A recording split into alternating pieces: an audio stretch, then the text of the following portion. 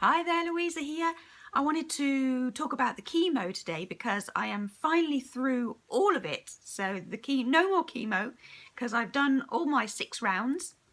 I would do one every 3 weeks. I had the tripuzumab, I think, pertuzumab, carboplatin and docetaxel. So I had 4 of them, two chemos and 2 antibody ones because my cancer is the HER2 positive one, which is quite aggressive apparently. But because of these new drugs that only came in this year, using them together makes a big difference. And my last MRI scan, I haven't told you guys, oh my gosh, my last MRI scan showed that it is no longer in the breast tissue. So it has cleared up and gone. It's been sent back in. But it's still a little bit in my lymph node, so it's not all gone, but it's pretty good stuff. So all the chemo has worked in most areas, so great job. Apparently it's quite a sort of strong cocktail because halfway through I went in to meet my oncologist and they said, well, how are you? And I said, I'm okay. And they went, really? I went, yeah, why? And I said, well, no one else is. I went, oh, okay, I don't know. I'm young, I don't know. Maybe I eat the right stuff. Maybe it's my attitude that it's just, I'm just going to keep on going whatever. I just kept in mind that it's nothing. And it has been nothing really. The first 2 were really easy to get through because I want to say, don't let anyone else make you think it's going to be awful because it might not be. A lot of people sort of say, oh, it was so awful, or I was sick all the time, and maybe they were. But it doesn't mean that you will be. I haven't been sick once, but that's the cocktail I'm on. I sort of bounced through the first 2. I thought they were placebos till my hair started falling out because honestly, they did nothing to me. I just thought it might have been gin or something. I did, and with the first one I ended up in hospital for the evening because my temperature spiked because I never take anything more than a paracetamol for anything. And then I had my first chemo and my body was like, what are you doing? What is this? So I had a temperature spike, so I had to go to the A&E, and they do, and what if you end up going, because they say temperature, always check your temperature. If that goes up, you need to come into A&E because you need to make sure that you're all right, whatever happens. So I did, and they did chest x-rays and took a load of blood and all of that, and they love blood, don't they? And I was fine. It was just a small infection starting, so little pill of antibiotics. They sent me home, luckily, so that was good. But otherwise, the first 2 skipped through them, easy. Number 3, that was pretty easy as well. Not a lot happened, sort of just not particularly any side effects. Number 4, I got a bit cocky with my pills. You get this sheet of pills you have to take. And it was number 4. I'd done it all before. I got a bit complacent and cocky and took too many steroids.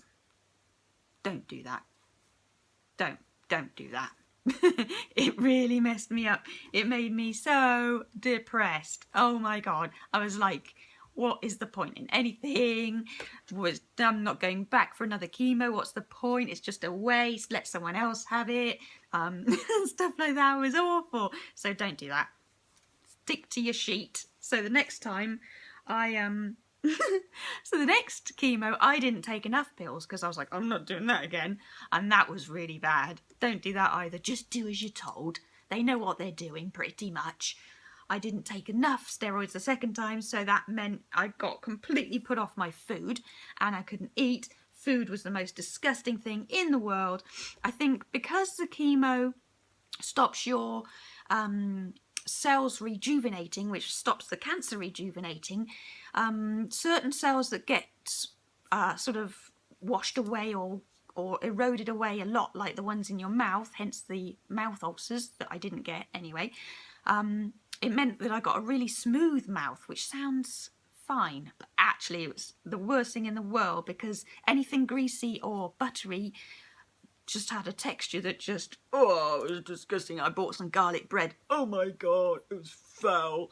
And I thought I could do a pasta bake, and I was eating mine going, oh, and my husband was like, yeah, it's really yummy, it's brilliant, really nice. And I was looking at him like, how can you eat that? It's disgusting. So just for a few days afterwards, food was the worst thing on the planet. But other than that, same thing for the 6th one as well. Food was awful, a lot longer. But I didn't really lose much weight, and you just find what you can eat, like dry stuff or fresh stuff, like fresh fruit or veg or something.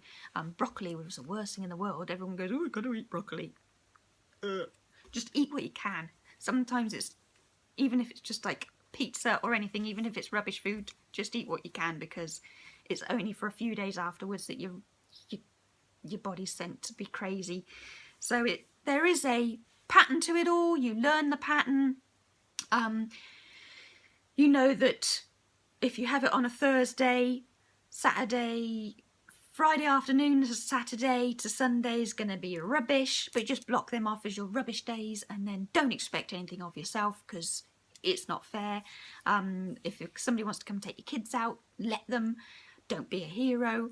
But yeah, and celebrate when you're through it all. Do, because you've made it and it's fantastic. So my main takeaway, if you take away nothing from this video other than don't let other people's experience of their chemo affect yours, because you might sail through it. You don't know.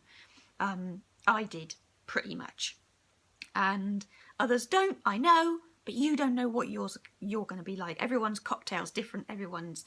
and I find that's the hardest thing as well, because we're all different, because the cocktails are all different. They can't tell you what to expect, and I wanted to know what to expect because I control everything and I want to know.